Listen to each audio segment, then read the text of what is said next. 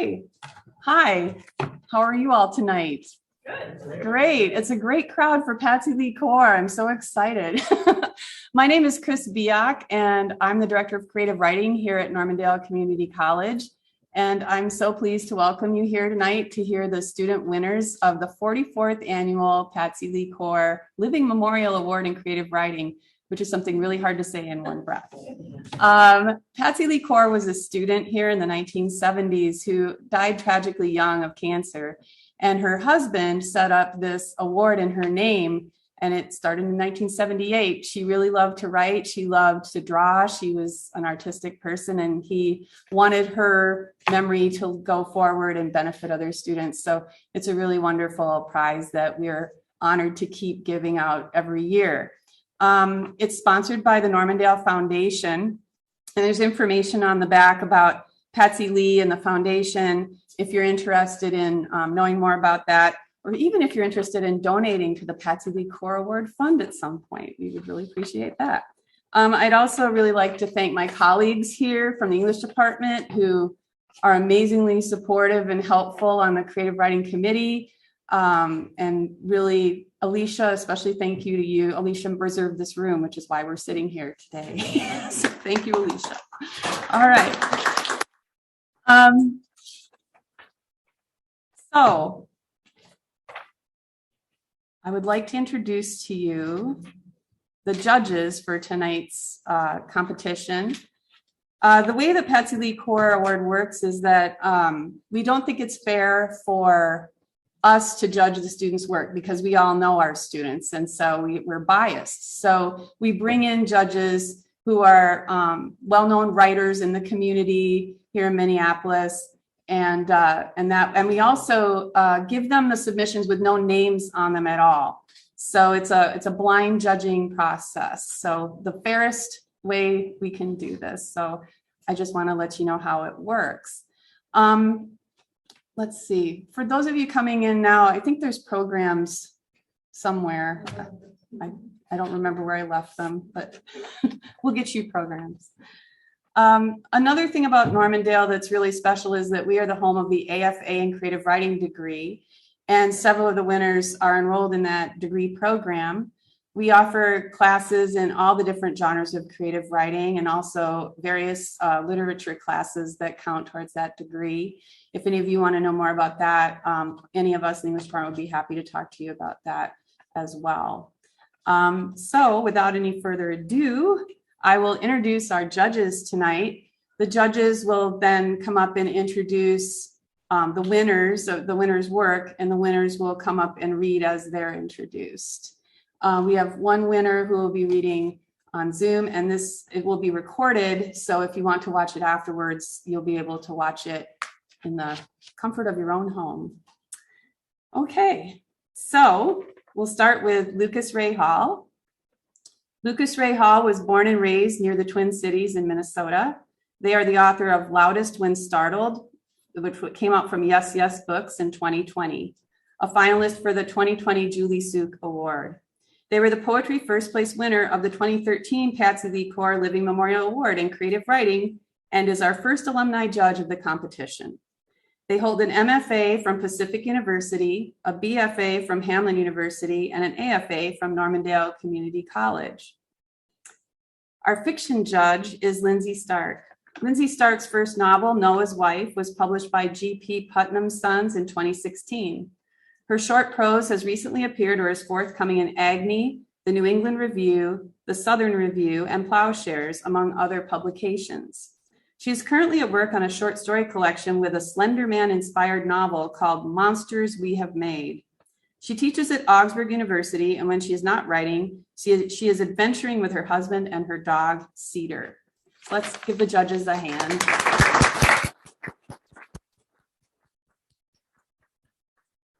I have the programs. They were right in front of me. I'll bring them to you.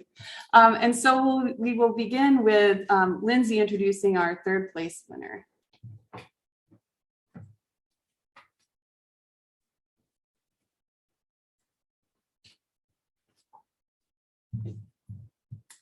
Hi, thanks for inviting me to be here. I'm very excited to introduce our third place winner in fiction, Megan Ocel. for the short story Headless Body in a Topless Bar. And I loved Headless Body in a Topless Bar first for its title, and then as I read further for its voice. The narrator is smart and ironic, funny and dry. She takes the discovery of a headless body so much in stride that I start to wonder what else she's seen. Although lighthearted and a little surreal, the story also raises questions about power dynamics, gender roles, and how we think about women's bodies. When the ending left me with literal goosebumps, I knew it had to be a winner. So here's Megan.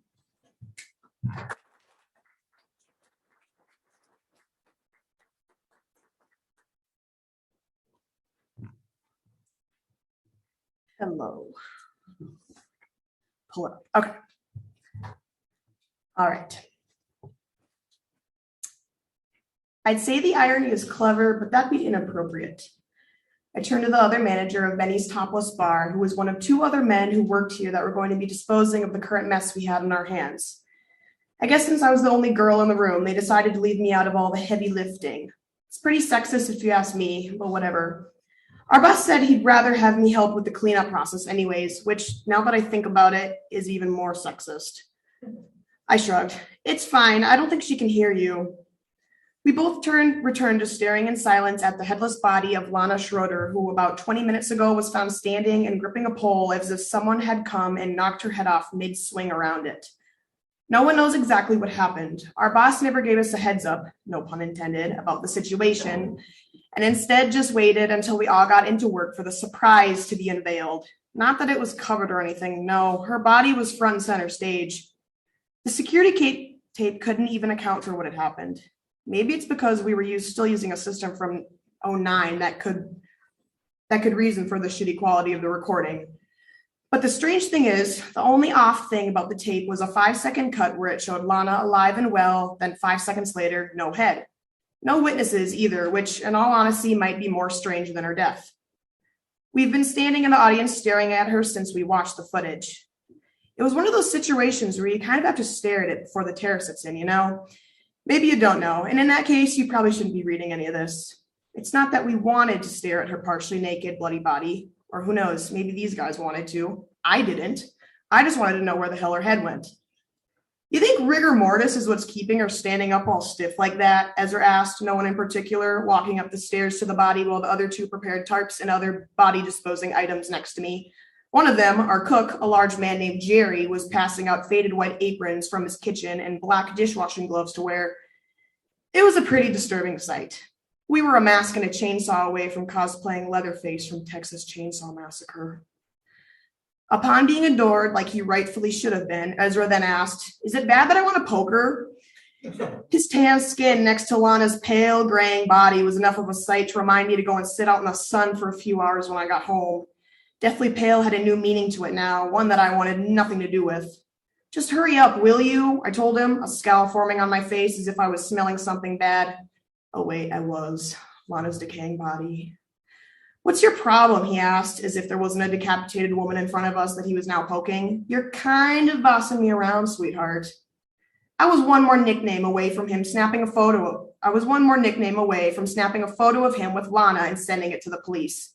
"This is a crime scene, and you're acting like Lana's body is a stress ball."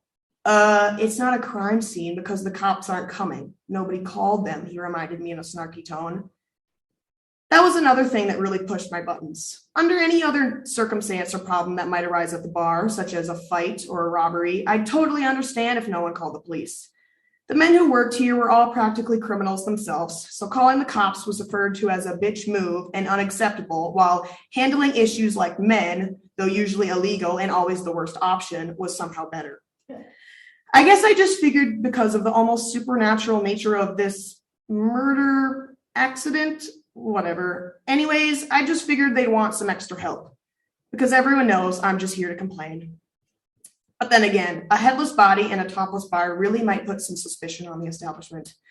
Enough suspicion to close us down for good. I refrained from saying anything else. I did my best to tie my curly hair back before I slowly put on the apron, then the gloves.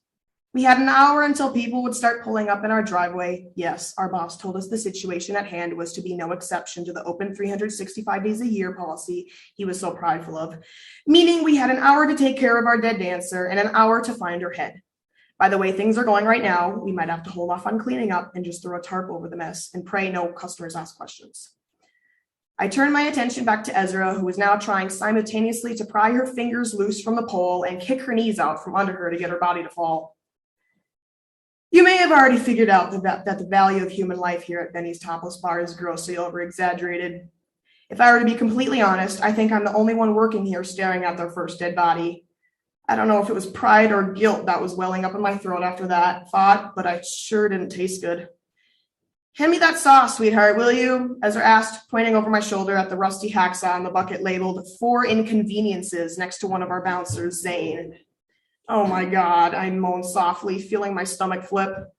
It's hard to say if it was because of the box, Ezra, the terror setting in, or the fact that Lana was definitely going to haunt us from now on, but I needed to get out of this room before I vomited and created another mess to clean up. The kitchen was the nearest room I could get to, and since Jerry was out front dismembering a body, I knew it would be empty. I decided to use the space to take a few shaky breaths. Jesus. Maybe this onset of anxiety was actually Lana starting her reign of terror over this establishment, because after watching that security tape, I'm pretty sure this place has a few demons in it now. Her partially naked body would forever walk our stages at night as she searched for her head that for some reason is still missing. T-minus 50 minutes until the doors open. But hey, it would be pretty cool to see a ghost now that I think about it. And I was always nice to Lana, so I'm sure she wouldn't possess me or anything. Then I stopped breathing, because it was at that moment that I noticed something I hadn't noticed when I first walked into the kitchen. The air smelled different. Then I heard it. Something was boiling on the stove. A part of me hopes Jerry had left the stove on all night by accident and burned whatever was cooking. But then I saw the hair. That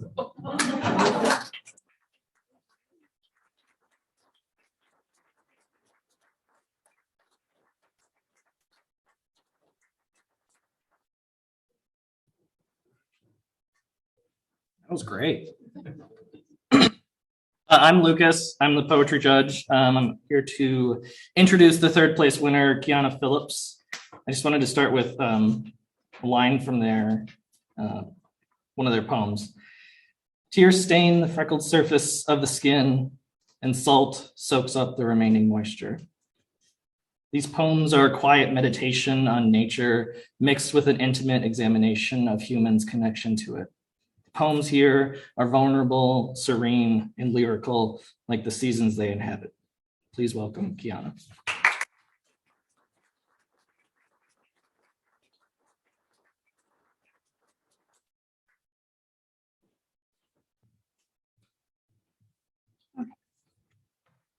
So my first poem is A Bone Breaks Apart. A bone breaks apart, and I kneel by the window looking out at the lake with possums. Possums die from the slow cold, and the glaciers will rise higher than the swans can fly. Swans travel to the great north, where I drove the car over to the forest of trees. Trees bend over into deep sleighs that are taken down to the horses to pull against the wind. When the wind scares away the clouds, the sun will become a heat lamp on the frozen woods for a brief moment. A lamp shuts off in my cabin, and then stars will be a blanket over winter.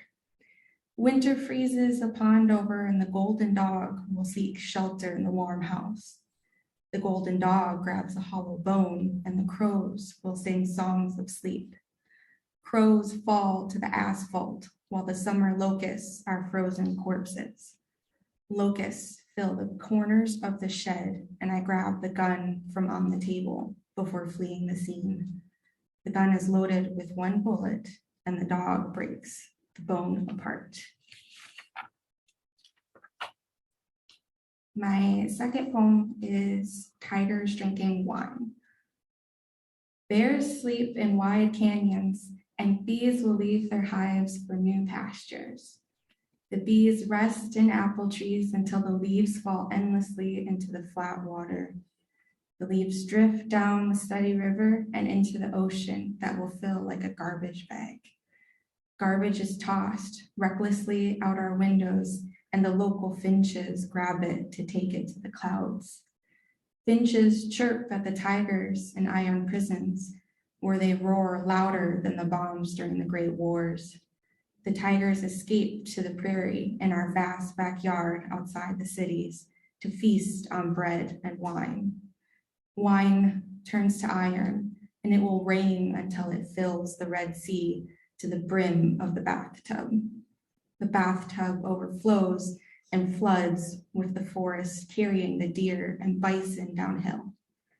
Deer are gone and the tigers disappear, while the doves play their sorrowful flutes in bird baths of blood red. The doves hear the rifle shot and they clamor to the moon, whose ghost lights the way. My last poem is called Fantasies Aren't Real, after Always the One Who Loves His Father Most by Clement Long. The water fell down the pink rolling hills as a mother cried to her small child. They yelled at the empty blue sky, a round tomato, red and so plump. As a mother cried to her small child, rivers pooled into swollen lakes. They yelled at the empty blue sky, wishing for clouds of pink cotton candy. Rivers pooled into swollen lakes, flowing over bloated ashen gray dams, wishing for clouds of pink cotton candy and greener pastures of bright jelly beans. Flowing over blotted ashen gray dams, tears stain the freckled surface of the skin, and greener pastures of bright jelly beans do nothing to freeze the water in place. Tears stain the freckled surface of the skin, and salt soaks up the remaining moisture. Do nothing to freeze the water in place, and mother and child will be broken. Thank you.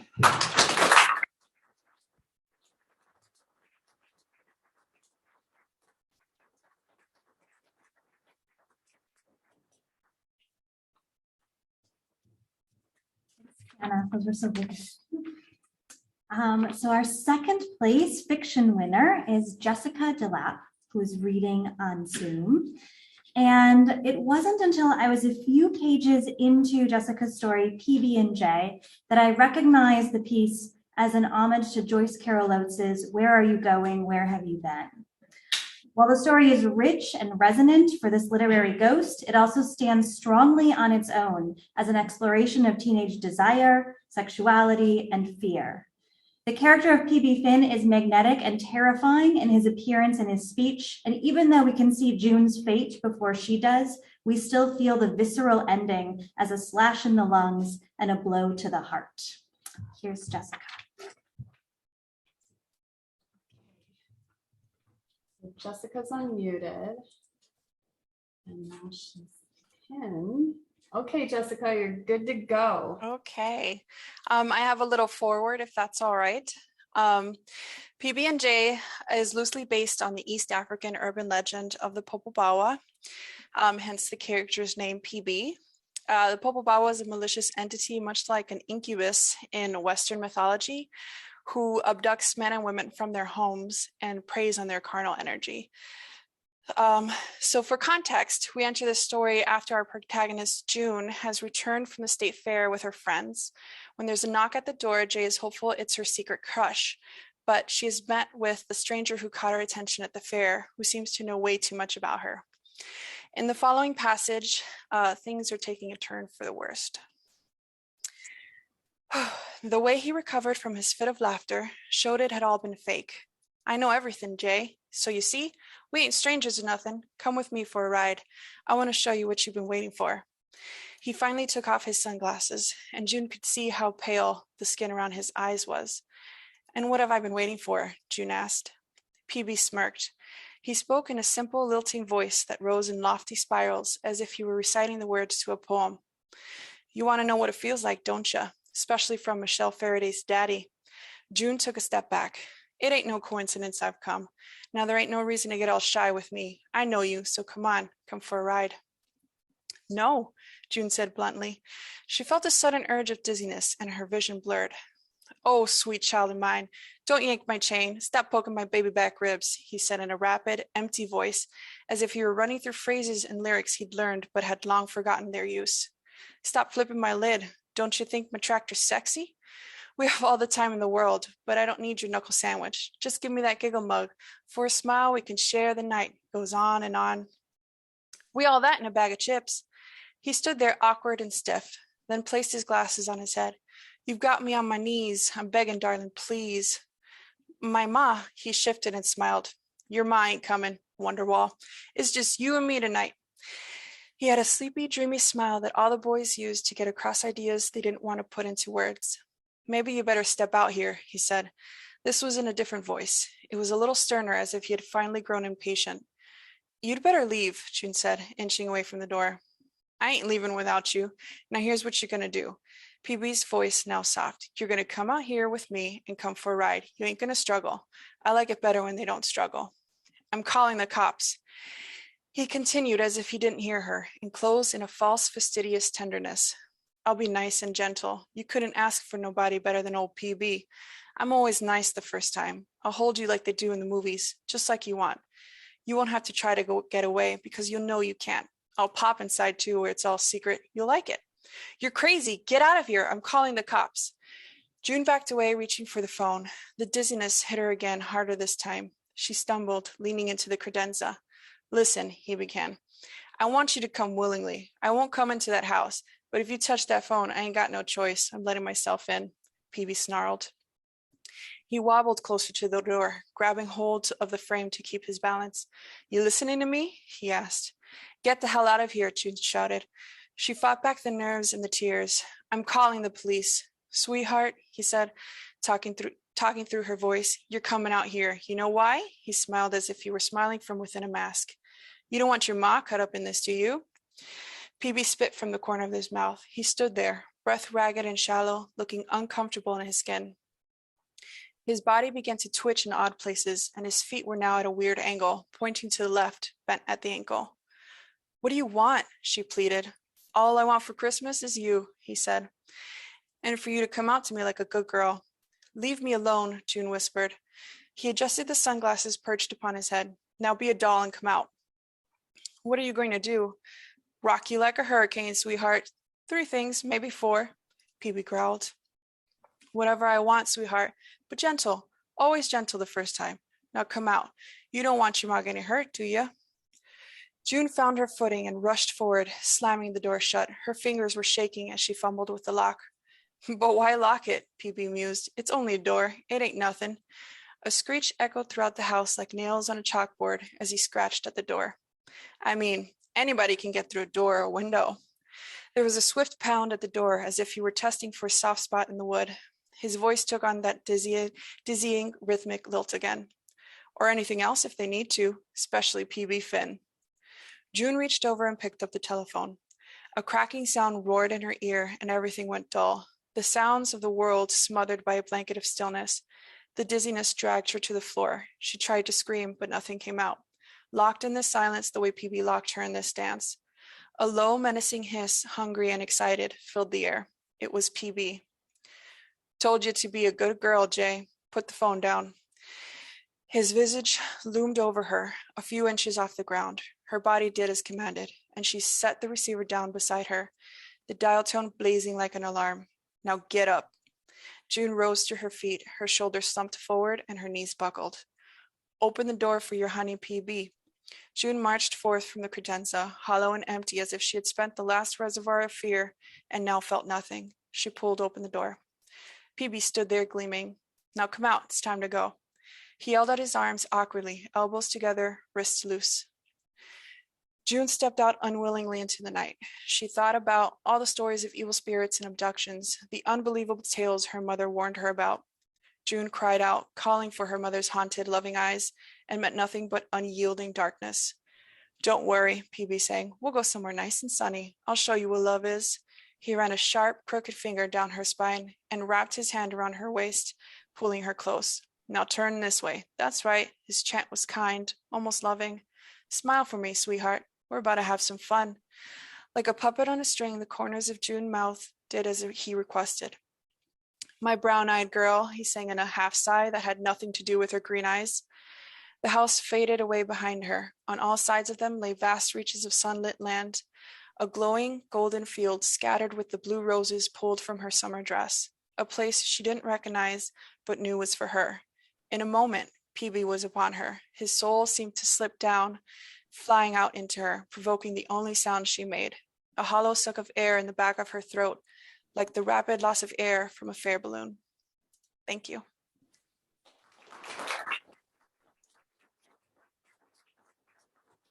The crowd, Jen. There they are. There. Okay, wonderful. Okay, so now we're up to poetry, second place, right? Okay. Awesome.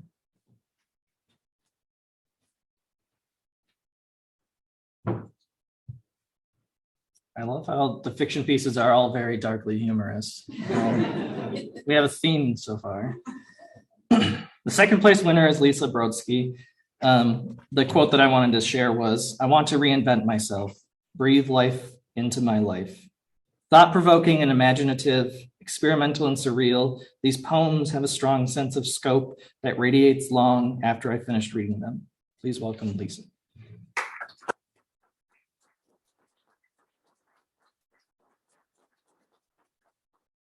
just going to switch the pins so we see you.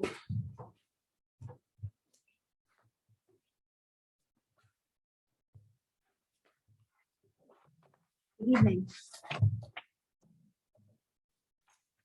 Garden song.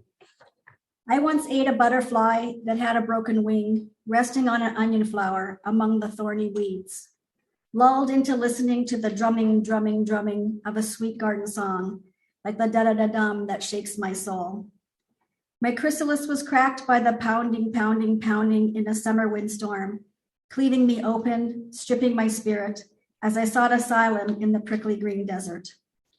I am that butterfly in this garden of thorns with a vice grip on that onion, hiding my leopard wings among the fetid flowers. My velvety wings gave that butterfly strength as I tried to soar through the desert winds, across the garden sand, and through the silent suppression of love. Watch me flutter by, despite the rat-a-tat-tat of a smothering song. My next poem was inspired one early Saturday morning of a particularly hard week, giving vaccinations for COVID, pushing the pile of Christmas letters, this is February, that I still haven't opened or read. Holiday cards. The Christmas letters sit in a pile unread, still neatly folded, just as they were, stuffed into the holiday cards. I don't read them just yet. I don't want to know how your life has changed over the past 365, while mine has stagnated. I don't fear them, I just fear nothing. This is my new normal, when nothing in my world feels right, nothing tastes right. I want to reinvent myself, breathe life into my life, but your letters only fan the flames that don't burn away the sorrow, and I am out of breath. I wonder if it was always like this, or if I just drifted into this empty space where I am out of ink. The holiday cards perch on the mantle, watching, and I stare back waiting for something, but nothing stirs. Maybe tomorrow I'll read them, and perhaps next year I'll write a Christmas letter, or at least a postcard. The last poem I'm going to share is called Fall from Grace, and most of it was written while I was lying on the sidewalk about 8 weeks ago, where I slipped on the ice and hurt my back and tried to get hold of all my kids and my husband who were in the house, and no one bothered to answer their phone. And I had to crawl into the house. Fall from Grace. I listen to the snow angels as they cry for me. Their song cuts deep. Is this all there is? I see their song as it falls all around me, blanketing me in my fall from grace. We weep together. House full of demons too busy to care. Snow fills my eyes as I blink out the crispy cold truth. The slippery sidewalk spins like the rotor ride. The bottom drops out beneath me, and I wait, damaged, broken. I wait for you, or do I wait for me? But neither demon nor angels come, no matter how many times I call out for you as I count the stars. Manna from heaven screams as it pelts down on me. So what am I waiting for? Redemption, absolution, death, salvation of their filial souls? As I move without grace across the frozen landscape, I wonder who will fill their stomachs. Will they mistake their growls of emptiness with mumblings of loneliness? The perfect moments freeze, and I savor them all, but I will miss the joys to come. An epiphany fills my glass half full, for if this all is all there is, I should have written my eulogy. Thank you.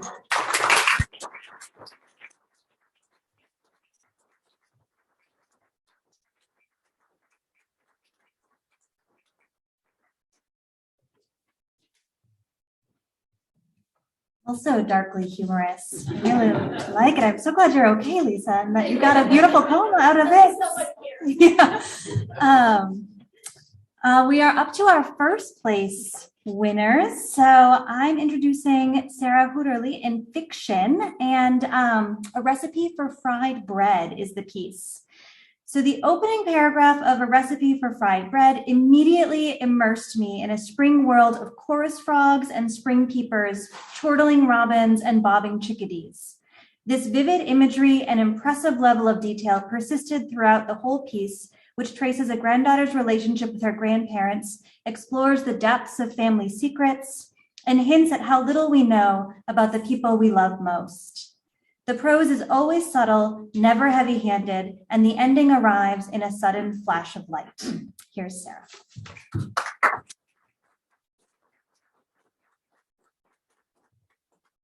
Hello, everybody.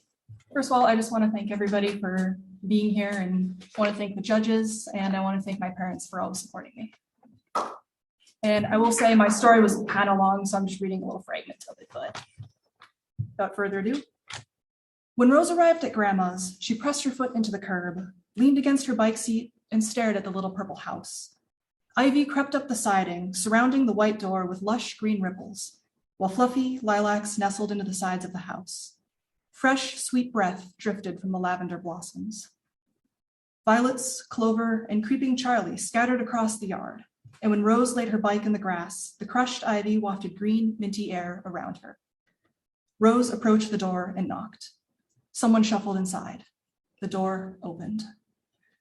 A small elderly woman appeared in a quiet purple dress and a loud smile, eyes crinkling in the corners as she peeped through thick round lenses and laughed. Gray little curls bobbed as she bowed her head and gestured inside. Oh, my sweet Rose, please, dear, come right in. Rose stepped in and threw her arms around the woman. Hey, Grandma, how are you doing? Oh, don't you worry about me, dear. This old woman is okay. How are you? Rose plopped into an old chair and pulled her red rubber boots off. Suppose I've been better. Being here helps, though. Oh, dear, you're too sweet. Grandma's stature softened and she put a hand on her chest. Rose noticed a doughy, cream-colored substance clinging to her frail fingers.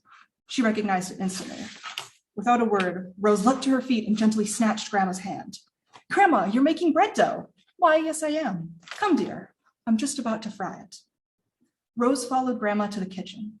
Earthy green paint wrapped around the walls, across which small paintings of fruit bowls, spring flowers, and dancing birds hung. On the right side of the room, golden sunlight spilled past walnut blinds that rose to reveal the fresh lilacs outside. A round walnut table lounged under the open window, bathing in the sunlight and the cool air. On the left side of the kitchen, a large lump of dough oozed over the white countertops. The room smelled like flour, salt, and lilac. Grandma led Rose to the dough and instructed her to wash her hands.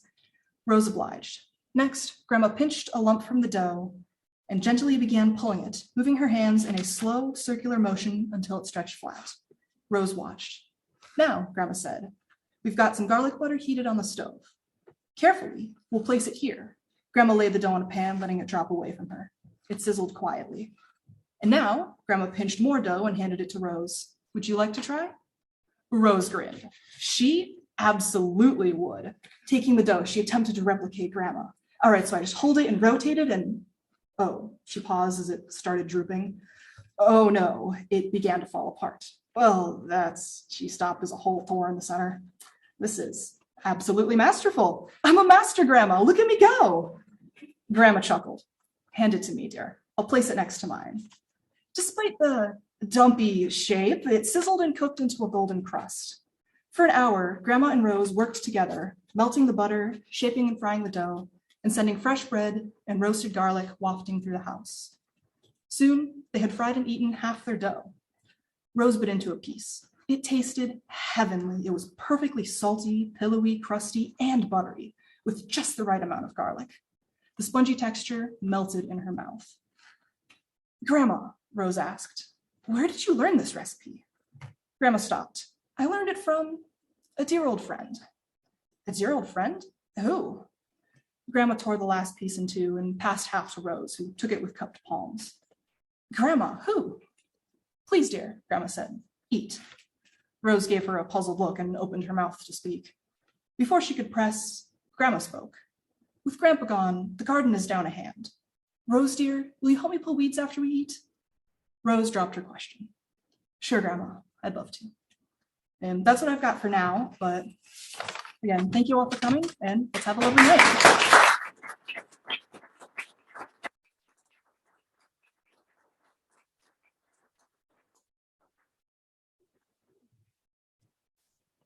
That was awesome, Sarah.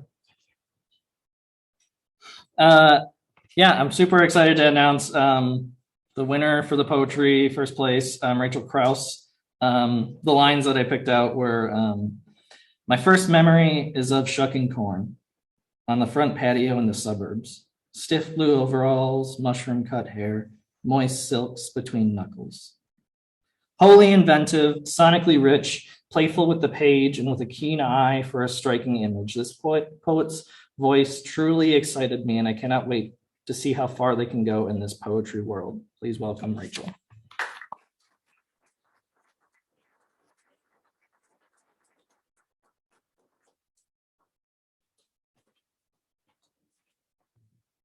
Thank you. My first poem is Tomorrow's Remains. There are mothers who eat their young before it is sexed, pink placenta, boneless, sightless, unarmed. First, she bites the back, finishes with the head as it nuzzles for milk, ignoring her painfully full tummy. Maybe the baby never existed. There are children who are eaten in other ways, children like me who are tricky to digest, found lying in the stomach of a whale, waiting to be shot out of a blowhole. Will I land in the ocean only to drown, or will I wash upon shores of my Savior's country, ready to scrub his feet? What pieces remain once all is said and done? Is it the innocence of a child who is unbroken? Perhaps a good man will find this child choking, granting salvation with his boat, lucky to find more prosperous land. These children scatter like organisms across seaways, suspended in perpetuation. These pieces eventually fashion together.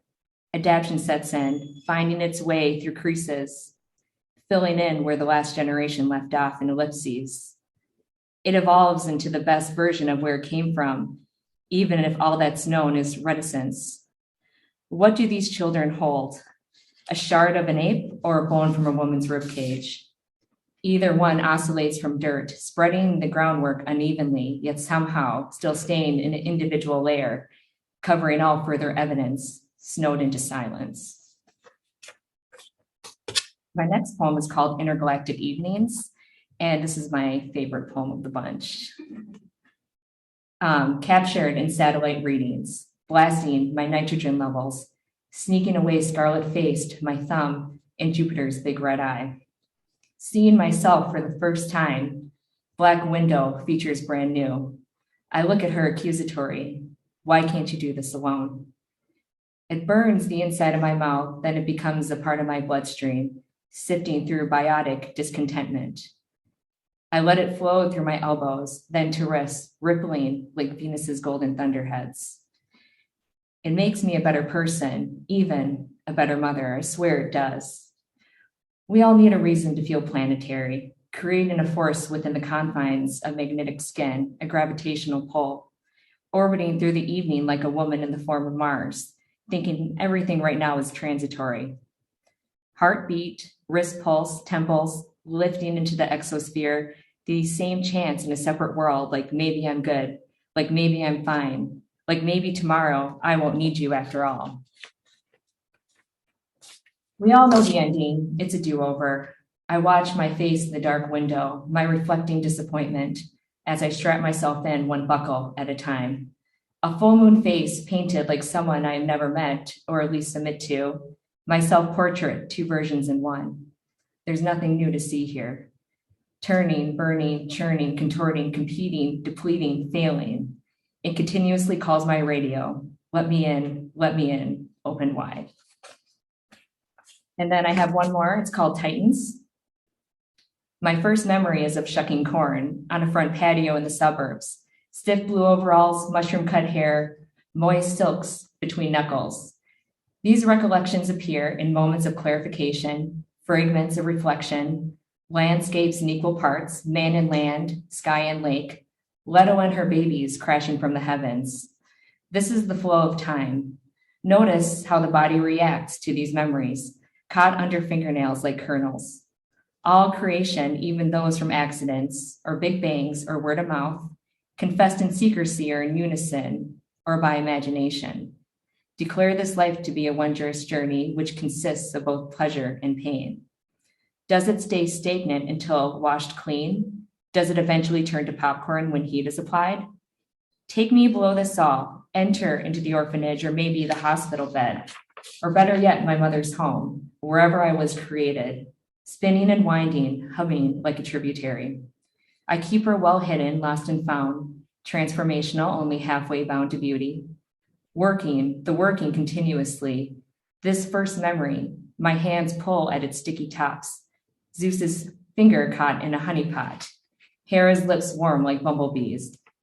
This was the afterthought of my mother's last discovery, a cuckoo morphing into reality before it was untraceable to the naked eye.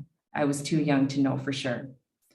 Hera remembered, and maybe Leto does too, tit for tat, tumbling towards ground zero, standing with a pristine slate. This life we live, it is a wondrous journey. Recall the pleasure when all you know is pain. Eventually, it will only be in your imagination. Thank you.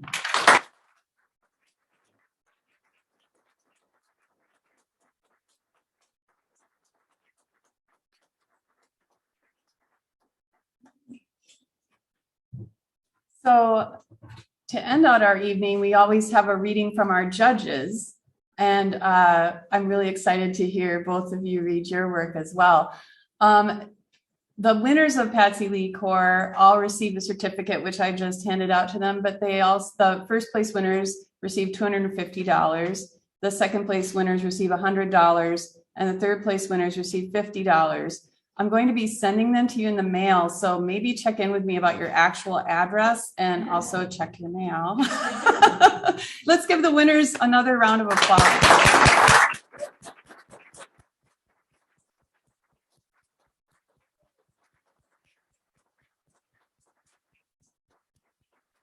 And I would like to welcome back to the podium Lindsay Stark.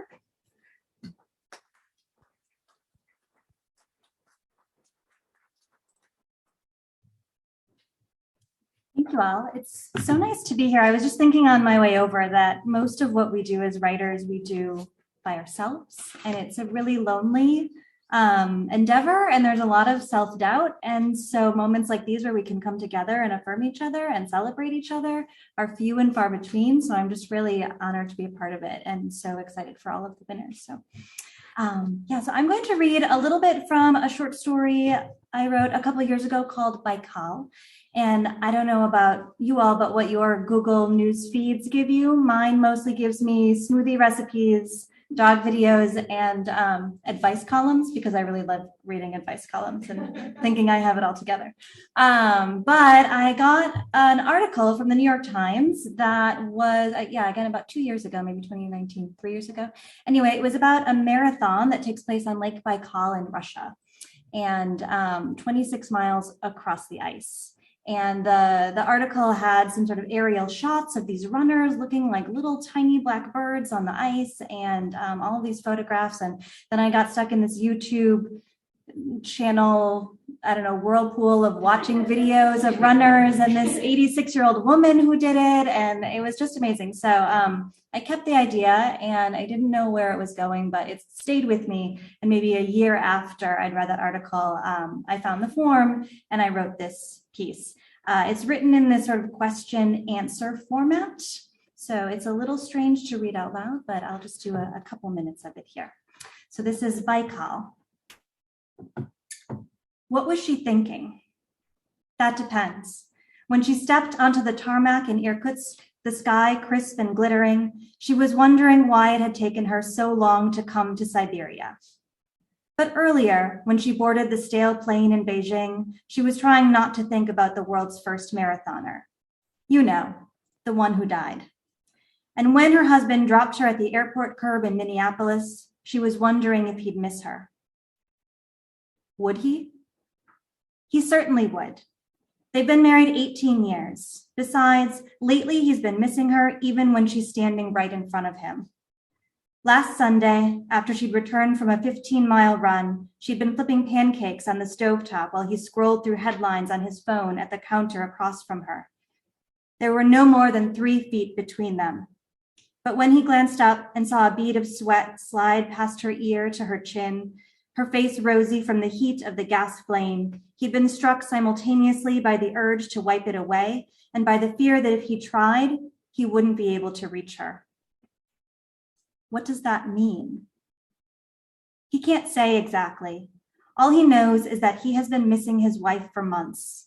So when she finally vanished between the sliding glass doors of the airport terminal, his fingers grew cold around the steering wheel and he leaped out of the car and almost dashed after her. He wanted to crush the warm weight of her to his chest. He wanted to tug her body back into his orbit and to resume his place in hers. But then the traffic control man began striding toward him with a menacing orange stick, and so he crawled into the Toyota and pulled away from the curb and turned the wheels toward home.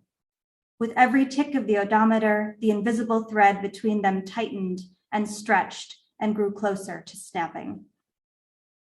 Did she feel it too? Yes, she did. She does. The ice is violet in this light, perilous and beautiful, and with every step she takes across it, she senses her distance from her husband growing. As she runs, struggling to find her rhythm, she hears the gas bubbling from the bottom of the lake and striking the snow-dusted surface right beneath her slipping feet. At the halfway point, she stops for water in a heated tent and sees one runner being treated for the frostbite on his nose. Another runner, a young man in his mid-20s, is pale and trembling and asking one of the volunteers over and over again what he is doing here. That's when the pressure in her rib cage grows so fierce that she doubles over. She remembers walking into the airport and watching the Toyota roll out of sight. What the hell was she trying to prove? At that moment, there was still time. So why didn't she pick up her luggage and go back home? Where is home? Home is a drafty Victorian tilting on red clay bluffs over Lake Superior. The Toyota is parked now on the steep slope of the driveway, its wheels turned in and the emergency brake activated. The curtains are gauzy and the walls are painted indigo, and in the summer the wind whips off the lake and through the windows and the house feels like a moving, breathing thing. Days like that are almost enough to make a person forget about the rotting beams and the crumbling basement with its packed dirt floor that is, quite frankly, terrifying to him. More often than not, it is she who braves the spiders to reach the rattling washing machine. She's always been more courageous than he. There is no reason for him to be worried about her, right? There is no reason to be worried. Is he worried? Of course he's worried. Only a crazy person wouldn't be worried. The official marathon website boasts the race as one of the most extreme in the world. 26 miles across the Earth's deepest, coldest freshwater lake, the ice shivering underfoot as hidden hot springs bubble and thunder beneath the surface. The clefts and gaps on the course, the unexpected splits, the snow that can storm down from the eastern Cheyenne Mountains without warning, spinning around the runners, slipping beneath their soles, powdering their face masks and obstructing their vision. Sometimes the conditions plummet so quickly that the race is canceled after it's already started, and the runners have to be tracked down and rounded up in heated tents. He'd researched the marathon for months, the computer screen glowing in his darkened office while his wife dreamed in their oversized bed at the other end of the hallway. And so he knows that 2 years ago, a young runner from New Zealand collapsed and died only a mile from the finish line. No cause or explanation, his heart simply stopped. That's Lake Baikal, the bearded Siberian organizer had told news cameras with a shrug. Sunlight slanted off the snow behind him, and the wolf fur that ringed the hood of his parka framed his face in spiky shadows. What can we say? She is tough. She is cold. She does not show mercy. She? Yes, he noticed that too. It's not uncommon for the locals to refer to the lake as a living being. Some of the runners he'd read embraced the shamanistic element by kissing the ice at the starting line or talking to it between increasingly ragged breaths as the miles lurch by and their loneliness swells with their feet. It's bleak out there beneath the flat granite sky, glacial, silent. This isn't the New York City Marathon. It's not Boston or Paris or Tokyo, where spectators throng the streets with handmade signs and applaud from the balconies of high-rise apartment buildings. On Lake Baikal, if you want to hear people cheer you on, you've got to imagine them. You've got to conjure up your own illusions, look for mirages in the crystal fog of your own breath. What kinds of mirages? It depends on the runner. Take his wife, for instance, as she continues to drift across the ice step by ginger step. She dreams of her husband waiting for her at the finish line. A mug of cocoa in his plush down mittens, an apology on his cracked, dry lips. To her surprise, she dreams of children waiting too, trotting on the crusty snow in tiny parkas, waving smudged drawings of the famous Baikal seals. What children? Their children, the ones they didn't have. Thank you.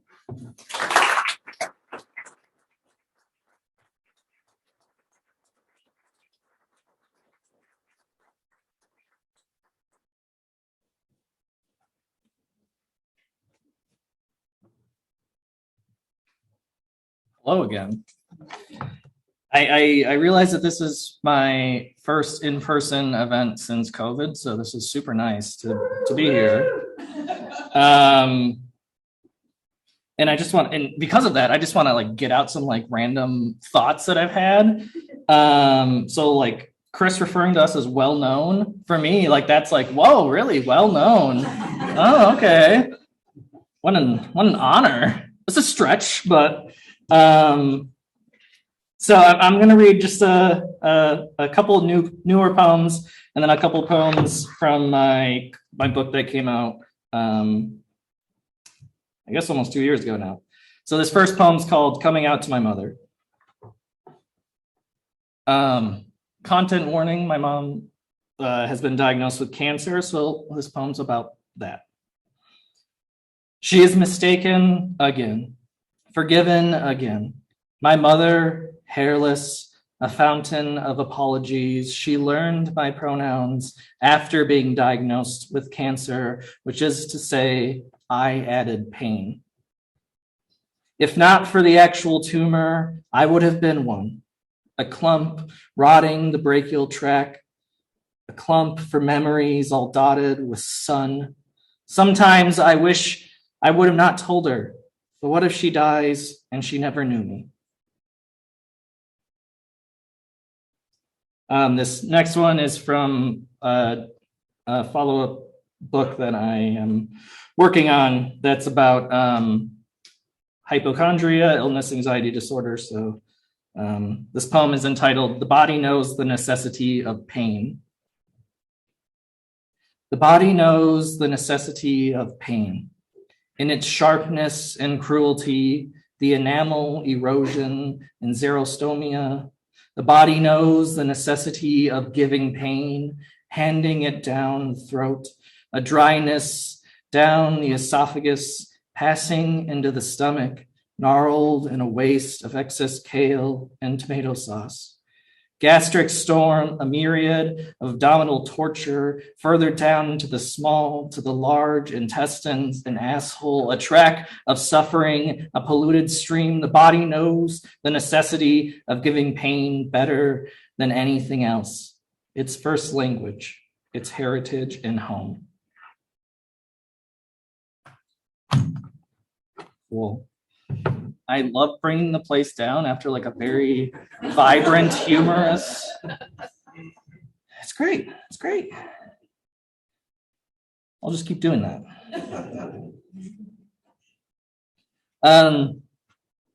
These poems are from my book, Loudest When Startled, that came out at the end of 2020. This first poem is entitled The Way It Dies. After the bullet escapes the barrel, after it snaps open throat, then lung, makes blood and tissue its new family, my brother and I wade through the ironwoods to find it. A stream of red smeared on the matted silver grass leads us. Soon we find the deer pressed near flat against the dirt, heaved in its dying. My brother bends down, his hands smooth the fluffs of stray fur, feels the chest expand, struggle to contract, the tip of his rifle making a dig at the ground. He turns to me to find that I've looked away. Then I'm watching the wind rattle over a branch of winter buds and pale green leaflets and says, no, no, look, you have to learn to love the way it dies.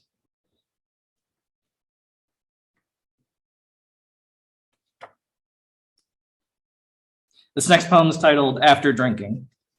A lot of these poems are about a brother character and their relationship to the speaker of the poem.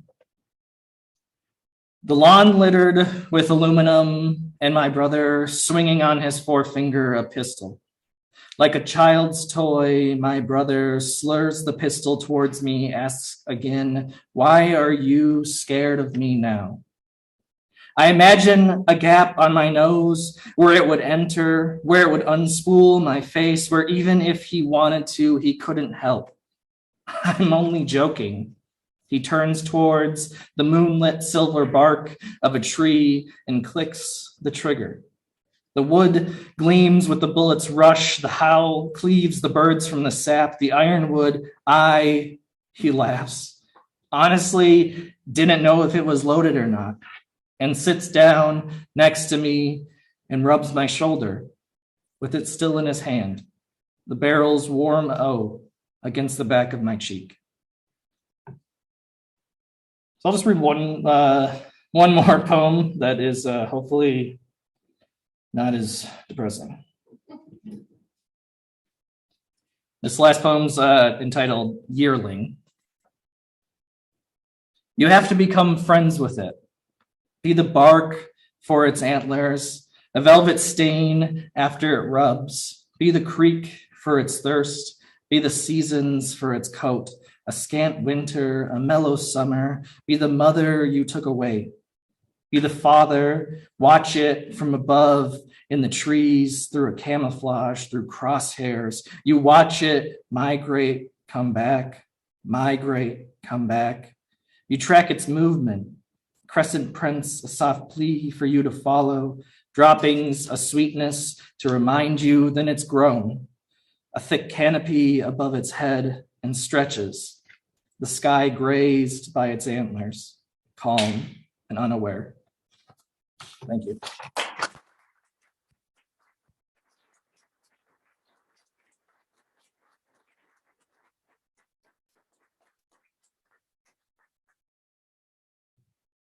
I'd like to thank all of you for coming tonight. It was such an enjoyable evening, and I've been helping do Patsy Lea course since the year 2000. And I have to say, I think this was the best one ever. Sorry, Lucas, but 2013, we should tell them what happened in 2013. 2013, there was a blizzard, and they actually closed campus, and we couldn't have the ceremony. So Lucas was stuck at home. And those of us who made it here went to Famous Dave's, and we had it there, impromptu. Were you there, Matt? I think, yeah. So this is actually Lucas's first Patsy Lea Core award ceremony. So we're very happy that we could give you this experience. There are refreshments in the back. Please help yourself and spend some time mingling and talking to one another and meeting the winners and the judges. And again, thank you for coming, and let's give everyone one last round of applause.